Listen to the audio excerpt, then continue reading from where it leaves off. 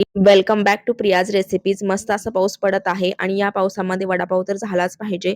चला तर मग रेसिपी पाहूयात. सगळ्यात अगोदर मी इथं तेल घेतलेलं आहे 2 चमचे. त्यामध्ये जिरी मोहरी टाकलेली आहे.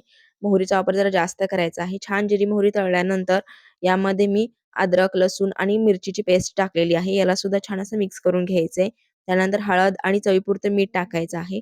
त्यानंतर बारीक चॉप करून घेतलेला कांदा टाकायचा. कांदा थोडासा सॉते झाल्यानंतर यामध्ये आपल्याला बटाटे टाकून घ्यायचे आहेत. छान मॅशरनी मॅश करून घ्यायचे आहेत.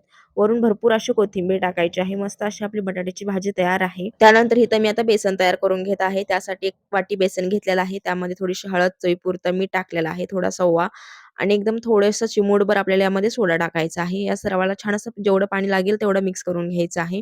जास्तही पाण्याचा वापर करायचा नाहीये. एकदम घट्टही नाही आणि एकदम पातळही नाही, मध्यम पीठ करायचं आहे.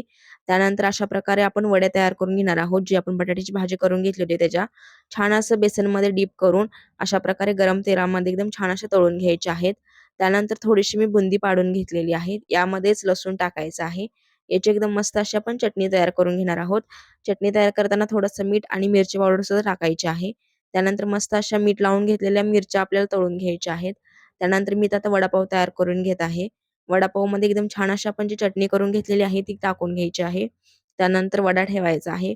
वरून मिरची, मस्त असा आपला वडापाव तयार आहे. हा उलटा वडापाव आहे. याची सुद्धा रेसिपी मी अपलोड केलेली आहे. एकदा नक्की जाऊन बघा. शॉर्ट्सलाच अपलोड आहे.